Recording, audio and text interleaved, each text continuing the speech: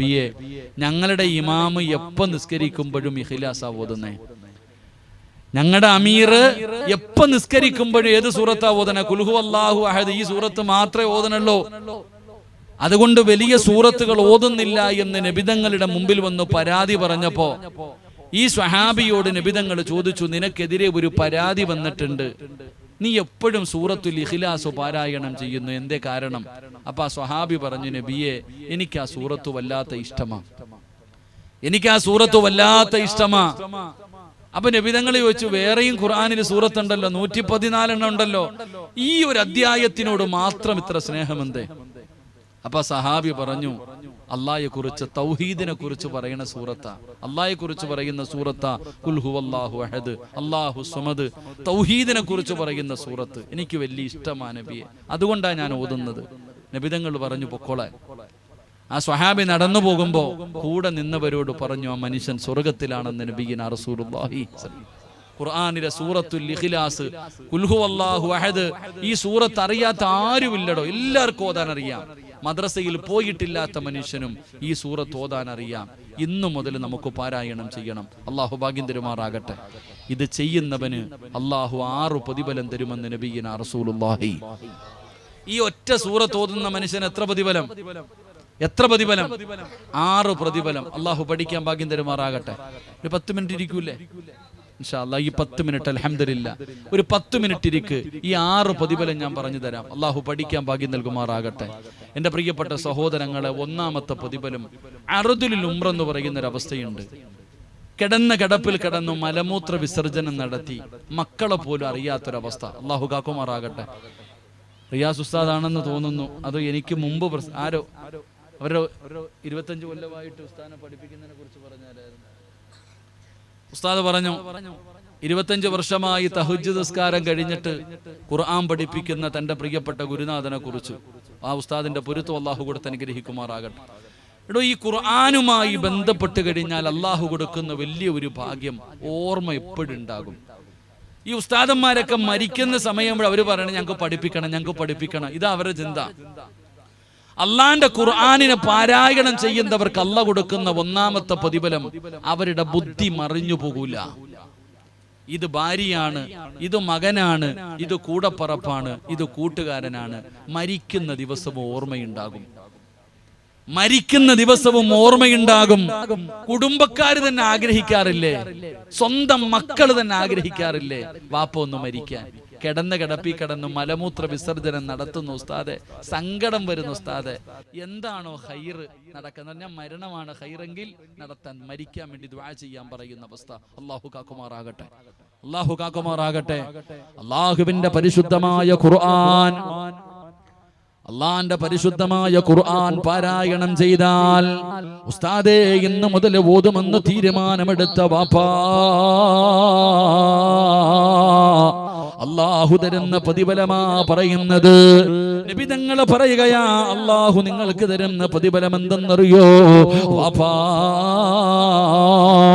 അർദുൽ ഉംറ എന്ന് പറയുന്ന ഒരവസ്ഥയുണ്ട്. ഒരാളെയും തിരിച്ചറിയാൻ കഴിയാതെ പടച്ചവനെ, നിന്റെ കുടുംബക്കാരെ മുഴുവനും നിന്റെ മരണം ആഗ്രഹിക്കുന്ന ഒരവസ്ഥയുണ്ടല്ലോ. അങ്ങനെ ഒരവസ്ഥ അള്ളാഹു നിനക്ക് തരൂല.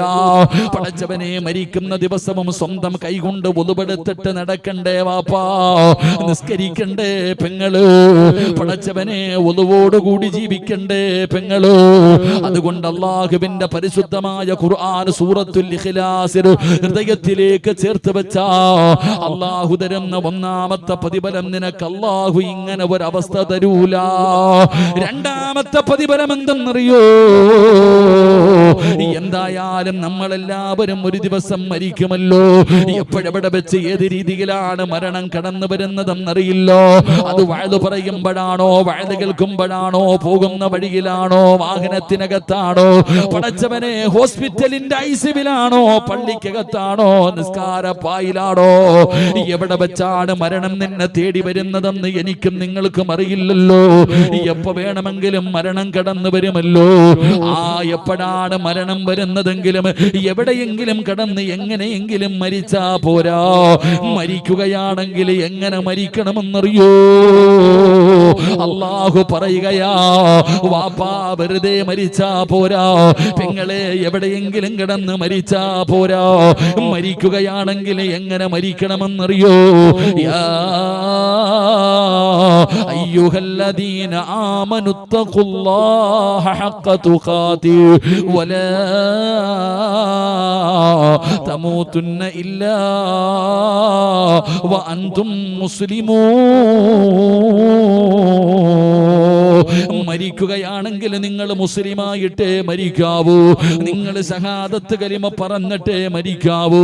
ഈമാനോടുകൂടിയേ മരിക്കാവൂ എന്ന് അല്ലാഹുവിന്റെ വിശുദ്ധമായ ഖുർആൻ എവിടെന്ന് പറയുമ്പോ, വാപ്പാ ഒരു നല്ല മരണം വേണമെന്ന് ആഗ്രഹിക്കുന്ന പെങ്ങള്, പടച്ചറപ്പേ നിങ്ങൾക്ക് അല്ലാഹുവിന്റെ പരിശുദ്ധമായ ഖുർആനിനെ സ്നേഹിക്കാൻ കഴിയോ? നിങ്ങൾക്ക് ഖുർആൻ പാരായണം ചെയ്യാൻ കഴിയുമോ? അല്ലാഹു നിങ്ങൾക്ക് നല്ല മരണം തരും പാപ്പാ. അല്ലാഹു നിനക്ക് ഈമാനുള്ള ഒരു മരണം തരികയോ? വെള്ളിയാഴ്ച രാവിലോ പകലിലോ ഒരു ശഹീദിനെ പോലെ മരിക്കണ്ടേ? അല്ലാഹുവിന്റെ സ്വർഗം കണ്ടുകൊണ്ട് മരിക്കണ്ടേ? ലാ ഇലാഹ ഇല്ലല്ലാഹ് എന്ന് പറഞ്ഞുകൊണ്ട് മരിക്കണ്ടേ വാപ്പാ? എന്റെ പ്രിയപ്പെട്ട ചെറുപ്പക്കാരാ, ഖാബിദുൽ അർവാഹ് മലക്ക് അസ്റായീൽ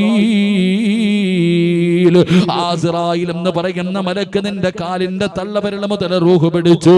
ആ റൂഹ് നിന്റെ തൊണ്ടക്കുടിയിൽ കൊണ്ടുവരുമ്പോ, ആ തൊണ്ടക്കുടിയിൽ നിന്ന് റൂഹ് വലിച്ചെടുക്കുമ്പോ അല്ലാഹു നന്ന നാവ് കൊണ്ട് ജീവിതത്തിൽ അവസാനമായി പറയേണ്ട വാക്കേതാ?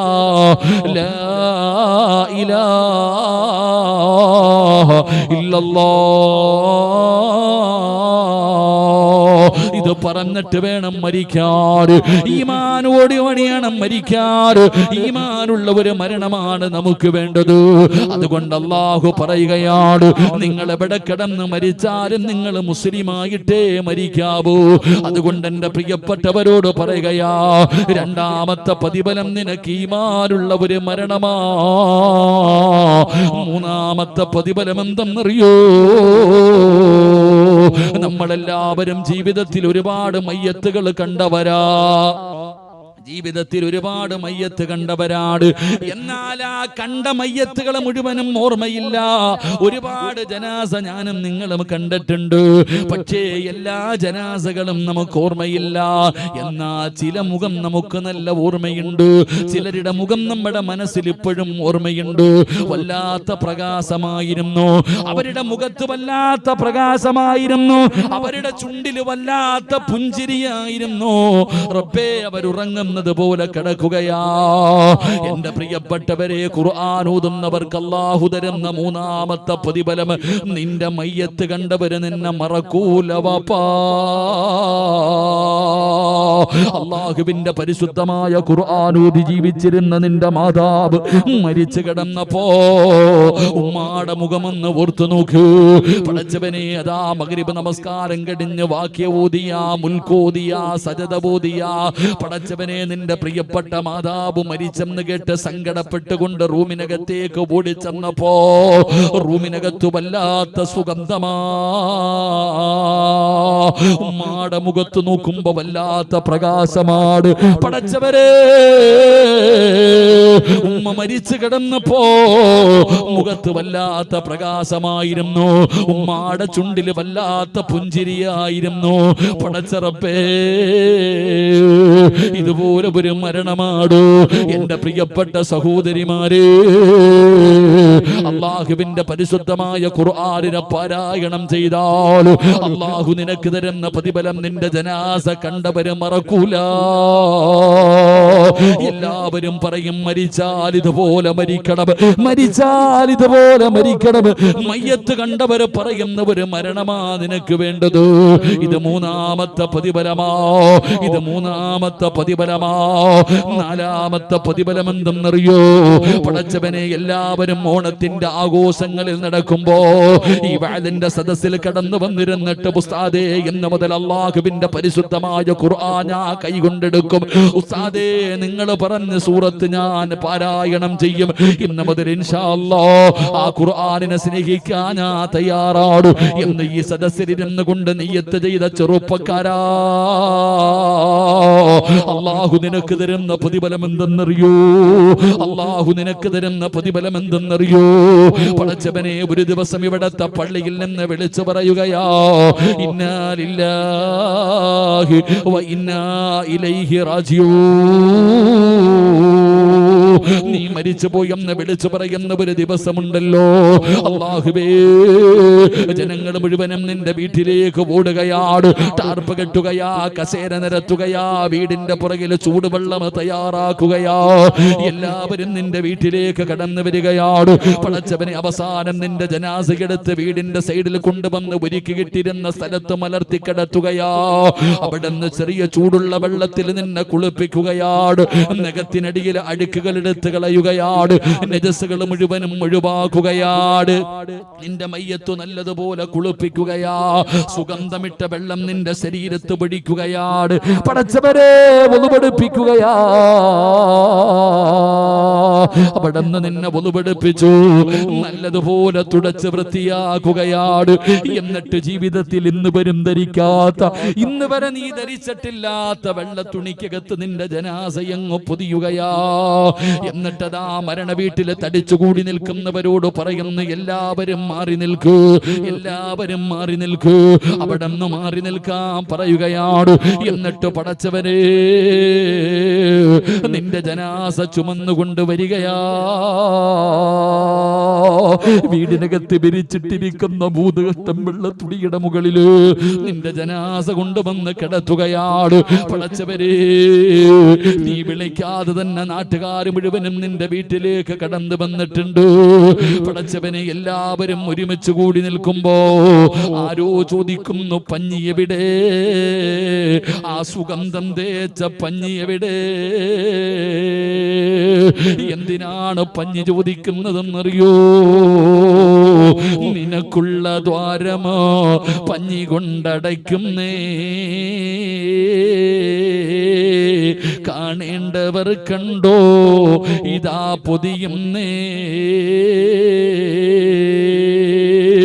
മയ്യത്തുകട്ടിൽ തോളിലേക്കുയരുന്നേ,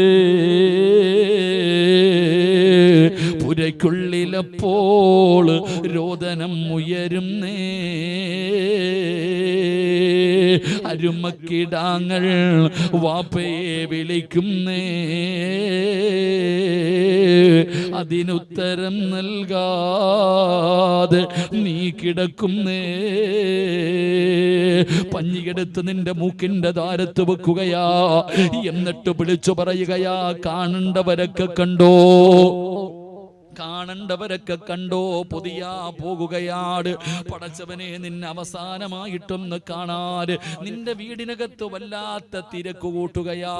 എല്ലാവരും നിന്നെ അവസാനമായി ഒന്ന് കാണുന്നതിന് വേണ്ടി തിരക്ക് കൂട്ടിയപ്പോ നിന്റെ കുടുംബക്കാര് തന്നെ പറയുന്നു, കണ്ടതൊക്കെ മതി പൊതിയാൻ, കണ്ടതൊക്കെ മതി പൊതിയാൻ. അല്ലാഹുവേ, 3 കഷ്ടം വെള്ള തുണിയിൽ നിന്റെ ജനാസ പൊതിഞ്ഞു. പള്ളിയിൽ നിന്ന് വാഹനം വന്നടോ, മയ്യത്ത് കട്ടില് സന്തൂക്കം എന്ന് പറയുന്ന വാഹനം നിന്റെ വീടിന്റെ മുറ്റത്ത് വന്നല്ലോ, എടുത്തും മലർത്തി കിടത്തുകയാ. ഇനി ചുമക്കാൻ പോകുകയാ, ഇനി ചുമക്കാൻ പോകുകയാ. എന്റെ പ്രിയപ്പെട്ടവരെ, VVIPകൾ മരിച്ച VVIPകൾ വരുമല്ലോ. കേരളത്തിന്റെ മുൻ മുഖ്യമന്ത്രിയായിരുന്ന ഉമ്മൻചാണ്ടി സാറ് മരിച്ചപ്പോ തിരുവനന്തപുരം മുതൽ പുതുപ്പള്ളി വരെ പടച്ചവനെ മണിക്കൂറുകളിൽ ലക്ഷക്കണക്കിന് ജനങ്ങള് അവിടെ ആദരവ് കൊടുത്ത് ജനാസ കൊണ്ടുപോയല്ലോ. VVIPകൾ കാണാമെന്നല്ലോ. മോനെ, VVIP VVIP-കൾ മരിച്ചാൽ അങ്ങനെയാടാ. ഈ നാട്ടുകാർ സ്നേഹിക്കുന്ന ഒരു മനുഷ്യൻ മരിച്ചാ VVIP-കൾ കാണാൻ വരുമെങ്കിലോ എന്റെ പ്രിയപ്പെട്ട പരിശുദ്ധമായ ഖുർആൻ പഠിച്ച 14 ഹാഫിളീങ്ങള് ഇന്ന് സനദ് വാങ്ങിയിട്ടിരിക്കുന്ന മക്കളെ, നിങ്ങളൊക്കെ VVIP-കളാടാ, നിങ്ങളൊക്കെ VVIP-കളാ. നിങ്ങളൊക്കെ മരിക്കുമ്പോ നിങ്ങളുടെ മയ്യത്ത് ചുമക്കേണ്ടത് കള്ളുകുടിയനല്ല, വ്യഭിചാരിയല്ല, നിസ്കരിക്കാത്തവനല്ല, സിർക്ക് ചെയ്യുന്നവനല്ല, അഹങ്കാരികളല്ല. അള്ളാഹുവിന്റെ പരിശുദ്ധമായ ഖുർആൻ പഠിച്ചവർ അള്ളാഹുവിന്റെ ആൾക്കാരാ, അവര് സാധാരണ ആൾക്കാരല്ല. വമൻ കാന യർജൂ ലിഖാ അല്ലാഹ് ഫൽയുക്രിം അഹ്ലല്ലാഹ്. ഖുർആന്റെ അഹ്ലുകാരെന്നറിയോ? അവര് സാധാരണ ആൾക്കാരല്ല, അവര് സാധാരണ ആൾക്കാരല്ല, അവര് ലോക്കലല്ലടോ. അള്ളാഹുവിന്റെ ഖുർആൻ പഠിച്ചവര് അള്ളാഹുവിന്റെ VVIP-കളാ. അഹ്ലുൽ ഖുർആൻ ഖാസുല്ലാഹ്, അവർ അള്ളാഹുവിന്റെ പ്രത്യേകമായിട്ടുള്ള ആൾക്കാരാ. ഈ മക്കള് മരിച്ചാ ഇവരുടെ ജനാസ ചുമക്കേണ്ടത് കള്ളുകുടിയനും പെണ്ണുപിടിയനും പലിശ തിന്നുന്നവനും നിസ്കരിക്കാത്തവനുമല്ല. ഇവര് മരിക്കുമ്പോ VVIP-കൾ വരുമടോ. ഈ മക്കള് മരിക്കുമ്പോ VVIP-കൾ വരുമടോ. അവരാ മയ്യത്ത് ചുമക്കുന്നത്, അവരാ മയ്യത്ത് ചുമക്കുന്നത്. അള്ളാഹുവിന്റെ പരിശുദ്ധമായ ഖുർആനിനെ ഹൃദയത്തിൽ കൊണ്ടു നടക്കുന്ന ചെറുപ്പക്കാരാ, മഗ്രിബ് നമസ്കാരം കഴിഞ്ഞ് പടച്ചവനെ വീടിനകത്തിരുന്ന് പെൺകുട്ടികളും നിന്റെ മരുമക്കളും സീരിയൽ കണ്ടപ്പോ അതേ വീടിന്റെ നിസ്കാര റൂമിനകത്തിരുന്ന് പരിശുദ്ധമായ ഖുർആൻ ഓതിയ ഉമ്മ, നിന്റെ ജനാസ ചുമക്കാൻ VVIP വരും ഉമ്മ. ആരാ VVIP-കളെന്നറിയോ? അള്ളാഹുവിന്റെ സൈന്യം വരികയാ. നീ അള്ളാഹുവിന്റെ അടുത്ത ആളല്ലേ, നീ അള്ളാഹുവിന്റെ VVIP അല്ലേ, അള്ളാഹു ഇഷ്ടപ്പെട്ടവനല്ലേ. അതുകൊണ്ട് നിന്റെ ജനാസ ചുമക്കാ. ലാ യഅസൂനല്ലാഹ മാ അമറഹും വയഫഅലൂന മാ യുമറൂൻ. അള്ളാഹുവിന്റെ കൽപ്പനകൾ മാത്രം അനുസരിച്ച് ജീവിക്കുന്നോ, ജനിച്ച കാലം മുതൽ മരിക്കുന്ന കാലം വരെ പാപം ചെയ്യാത്ത, പാപം പറയാത്ത, പാപം കാണാത്ത അള്ളാഹുവിന്റെ മലക്കുകൾ വരുമടാ ചെറുപ്പക്കാരാ. നിന്റെ ജനാസ ചുമക്കാ. ചില ജനാസ ചുമക്കുമ്പോ ഭാരമില്ലടോ, ചില മയ്യത്ത് ചുമക്കുമ്പോ ഭാരമില്ല. ജനങ്ങൾ ചോദിക്കുന്നു ഞങ്ങൾ ചുമക്കട്ടെ? വേണ്ട വേണ്ട വേണ്ട. കാരണം ചിലരുടെ ജനാസയ്ക്ക് ഭാരമില്ല, ചിലരുടെ ജനാസയ്ക്ക് വല്ലാത്ത ഭാരമാ. ഖുർആനെ ഹൃദയത്തിലേക്ക് ചേർത്ത് വെക്കുന്ന ഉമ്മമാര്, മക്കളെ ഹാഫിളീങ്ങളാക്കിയ ഉമ്മമാര്, നിങ്ങളുടെ പൊന്നുമോന്റെ പ്രതിഫലവാ, നിങ്ങളുടെ പൊന്നാര മകന് പടച്ച റബ്ബി കൊടുക്കുന്ന പദവിയാ. അള്ളാഹുവിന്റെ ഖുർആനിനെ സ്നേഹിക്കുന്നവന് റബ്ബ് കൊടുക്കുന്ന സ്ഥാനമാ. ഇത് 4ാമത്തെ പ്രതിഫലമാടോ, ഇത് 4ാമത്തെ പ്രതിഫലമാടോ. ഇനി 5ാമത്തെ പ്രതിഫലം എന്തെന്നറിയോ? ഒരാളെ കരയിപ്പിക്കണം ചെറുപ്പക്കാരാ. എന്റെ ഉപ്പമാരോട് പറയുകയാ, വാപ്പാ നീ മരിച്ച നിന്റെ വീടിനകത്ത് നിന്റെ ഭാര്യയും നിന്റെ മക്കളും നിന്റെ കൂടപ്പറപ്പും നിന്റെ കുടുംബക്കാരും നിന്റെ കൂട്ടുകാരും എല്ലാവരും കരയുമല്ലോ. കരയിപ്പിക്കേണ്ടത് അവരെയല്ല, പിന്നെ ആരാ കരയേണ്ടതെന്നറിയോ? നിനക്ക് കബറ കുടിക്കുന്ന മനുഷ്യനെ കരയണം വാപ്പാ. നിനക്ക് കബറ കുടിക്കുന്ന മനുഷ്യനുണ്ടല്ലോ, അവന് വീട്ടിലേക്ക് ചെല്ലുമ്പോ ഭാര്യയോട് പറയണമെന്ന് എളുപ്പമായിരുന്നു. ഇന്ന് കബറിന്റെ പണി എളുപ്പത്തിൽ തീർന്നു, അൽഹംദുലില്ലാഹ്. ഒരു വല്ലാത്ത ആനന്ദമായിരുന്നു എന്ന് പ്രിയപ്പെട്ട ഭാര്യയോട് പറയുന്ന രീതിയിൽ ആ കബറ കുഴിക്കുന്നവനെ കൊണ്ട് പറയിപ്പിക്കണം ചെറുപ്പക്കാരാ. വെറുതെ പറഞ്ഞതല്ല, ഞാൻ വെറുതെ പറഞ്ഞതല്ല. മഹാനായ ആദരവായ പ്രവാചകൻ നബി മുഹമ്മദ് മുസ്തഫ സല്ലല്ലാഹു അലൈഹി വസല്ലമ തങ്ങളുടെ സ്വഹാബിയാണ് മഹാനായ സഅദ് റളിയല്ലാഹു തആല അൻഹു. സഅദ് എന്ന് പറയുന്ന ചെറുപ്പക്കാർ, സഅദ് എന്ന് പറയുന്ന ചെറുപ്പക്കാർ, ആ ചെറുപ്പക്കാരൻ മരിച്ചപ്പോ ഈ ലോകം മുഴുവനും അടക്കി ഭരിക്കുന്ന രാജാതിരാജനായ മലിക്കുൽ ജബ്ബാറായ പടച്ച റബ്ബിന്റെ സിംഹാസനം കുലുങ്ങുകയാ. സഅദ് എന്ന് പറയുന്ന ചെറുപ്പക്കാരൻ മരിച്ചപ്പോ അല്ലാഹുവിന്റെ അർശ് പോലും അവിടെ നിന്ന് കുലുങ്ങുകയാണ്.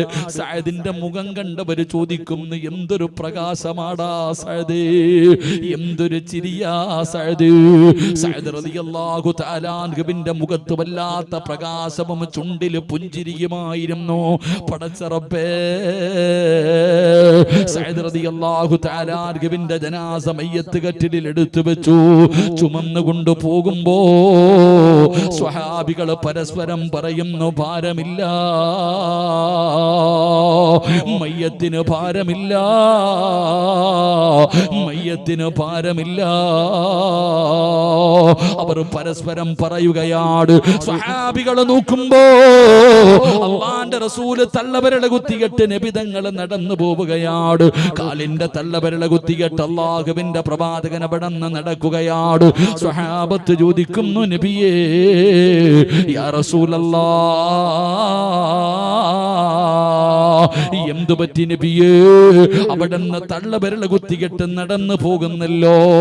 അല്ലാഹുവിന്റെ റസൂല് പറഞ്ഞ മറുപടി, സ്വഹാബാ, നടക്കാ സ്ഥലമില്ല സ്വഹാബാ, കാലുകുത്താ സ്ഥലമില്ല. 70,000 മലക്കുകൾ ഇറങ്ങി വന്നു. ആകാശ ലോകത്ത് നിന്ന് 70,000 മലക്കുകൾ ഇറങ്ങി വന്നു. നടക്കാ സ്ഥലമില്ലായിരുന്നു. എന്റെ പ്രിയപ്പെട്ട ചെറുപ്പക്കാരാ, സഅദ് തങ്ങൾക്ക് ഖബറ് കുഴിക്കുമ്പോ മണ്ണിന് വല്ലാത്ത സുഗന്ധമാ, മണ്ണിന് പോലും സുഗന്ധമാണ്. പടച്ചറപ്പേ, ആ മനുഷ്യൻ ആരും കാണാതെ ഒരു പിടി മണ്ണ് വാരി തന്റെ മടിയിൽ വെക്കുകയാണ്. അവസാനം ഖബറടക്കിയിട്ട് തന്റെ വീട്ടിലേക്ക് ചെന്നു. ആ വാരിയ മണ്ണെടുത്തുകൊണ്ട് സൂക്ഷിച്ചു വെക്കുകയാ. രാത്രിയാകുമ്പോ വീടിനകത്ത് വല്ലാത്ത സുഗന്ധമാ. എവിടെ നിന്നാല്ലോ, എവിടെ നിന്നാല്ലോ സുഗന്ധമടിക്കുന്നത് എവിടെയാണെന്ന് തിരയുകയാണ്. അവസാനം ആ മനുഷ്യൻ ചെന്ന് നോക്കുമ്പോ സഅദ് റളിയല്ലാഹു തആല അൻഹുവിന്റെ ഖബറിനകത്ത് നിന്ന് വാരിക്കൊണ്ടുവന്ന മണ്ണുണ്ടല്ലോ, അത് കസ്തൂരിയെ പോലെ സുഗന്ധമുള്ളതാവുകയാണ്. പടച്ച റബ്ബേ, അവിടെ നിന്ന് ചോദിക്കുന്നു, സഅദ്, ഈ ഖബർ കുഴിച്ച മനുഷ്യന് സഅദ് തങ്ങളെ സ്വപ്നം കണ്ടപ്പോ അവിടെ നിന്ന് ചോദിച്ചു, സഅദ്, എങ്ങനെയാ സഅദ്, ഈ പ്രതിഫലം എങ്ങനെയാണ് നിനക്ക് കിട്ടിയത്? എന്ത് നന്മ ചെയ്തതിന്റെ പേരിലാണ്? സഅദ് തങ്ങൾ പറയുകയാ, ഞാൻ അല്ലാഹുവിന്റെ ഖുർആനിനെ സ്നേഹിച്ചു, സുന്നത്ത് നോമ്പിനെ സ്നേഹിച്ചു, അതിന് പകരം എന്റെ റബ്ബെനിക്ക് തന്ന പ്രതിഫലമാ എന്ന് പറഞ്ഞു എന്ന് ചരിത്രം പറയുമ്പോ, അഞ്ചാമത്തെ പ്രതിഫലമാടോ, അഞ്ചാമത്തെ പ്രതിഫലമാടോ. ഇനി ആറാമത്തെ പ്രതിഫലം എന്തെന്നറിയോ? ആറാമത്തെ പ്രതിഫലം എന്താ? من قرأ قل هو الله أحد حتى يختمها 10 مرات بنى الله له قصرا في الجنة. ഏതെങ്കിലും ഒരു മനുഷ്യൻ അല്ലാഹുവേ സൂറത്തുൽ ഇഖ്ലാസ് 10 പ്രാവശ്യം പാരായണം ചെയ്താൽ, 10 വട്ടം നിങ്ങൾ ആരെങ്കിലും ഈ സൂറത്ത് ഓതിയാ, ബനല്ലാഹു ലഹു ഖസ്റൻ ഫിൽ ജന്ന, അല്ലാഹു നിനക്ക് സ്വർഗ്ഗത്തിൽ ഒരു വീട് പണിയുമെന്ന് നബി മുഹമ്മദ് മുസ്തഫ സ്വല്ലല്ലാഹു അലൈഹി വസല്ലമ തങ്ങൾ പറയുമ്പോ, എന്റെ പ്രിയപ്പെട്ടവരെ, സമാധാനമുള്ള ജീവിതം വേണോ? ആ പഴയ സന്തോഷം നിന്റെ ജീവിതത്തിലേക്ക് കടന്നു വരണോ? അൽഹംദുലില്ലാഹ്, നിന്റെ വീട് സ്വർഗ്ഗമാകണോ? നിന്റെ വീട് സ്വർഗ്ഗമാകണോ? അല്ലാഹുവിന്റെ പരിശുദ്ധമായ ഖുർആൻ എടുത്ത് പാരായണം ചെയ്യൂ. അതിന്റെ മുകളിലിരിക്കുന്ന പൊടി തുടച്ചു കളയൂ. എല്ലാ ദിവസവും ആ ഖുർആൻ എടുത്തു വെച്ച് ഒരായത്തെങ്കിലും ഓതുവാപ്പാ. സമയമില്ലെങ്കിൽ ഭാര്യയോടും മക്കളോടും നിർബന്ധമായിട്ട് പറയണം, അല്ലാഹുവിന്റെ ഖുർആനിന്റെ കണ്ണുനീര് നമ്മുടെ വീടിനകത്ത് വീടരുത്, അത് പാരായണം ചെയ്യണം. അൽഹംദുലില്ലാഹ്, നമ്മുടെ വീട് ഒരു ഹാഫിളുള്ള വീടാകണം, ഒരു ഹാഫിളുള്ള വീടാകണം നമ്മുടെ വീട്. അപ്പോഴാണ് നമുക്ക് ഈ സന്തോഷം കിട്ടുന്നത്. അതുകൊണ്ട് എന്റെ പ്രിയപ്പെട്ടവരോട് പറയുകയാ, അല്ലാഹുവിന്റെ പരിശുദ്ധമായ ഖുർആൻ കളിക്കാറുള്ളതല്ല, അത് നിസ്സാരമാക്കാനുള്ളതല്ല. ആ ആയത്തുകൾ കേട്ടാ പരിഗണിക്കണേ. ഇല്ലാത്തവന് അല്ലാഹു കൊടുക്കുന്ന ഒന്നാമത്തെ ശിക്ഷ, അവന്റെ ഹൃദയത്തിനകത്തേക്ക് വൈന തദഊഹും ഇലാ, അല്ലാഹുവിന്റെ പരിശുദ്ധമായ ഖുർആൻ പറയുകയാ, അവന്റെ ഹൃദയത്തിനകത്തേക്ക് ഈമാനിന്റെ വെളിച്ചം കേറൂല, ഹിദായത്തിന്റെ വെളിച്ചം കേറൂല. രണ്ടാമത്തെ ശിക്ഷ, ഇന്നാ മിനൽ മുജ്രിമീന മുൻതഖിമൂ,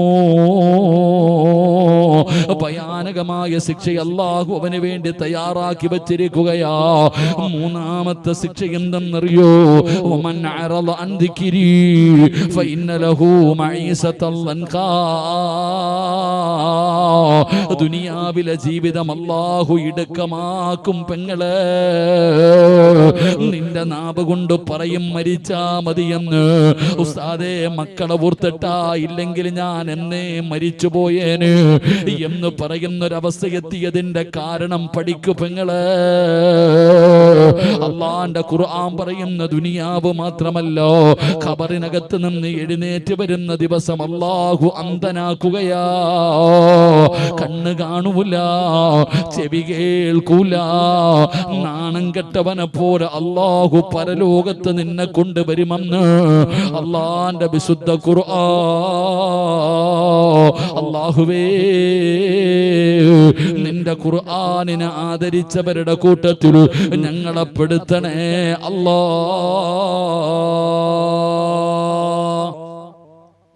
ഈമാൻ നൽകി അനുഗ്രഹിക്കുമാറാകട്ടെ.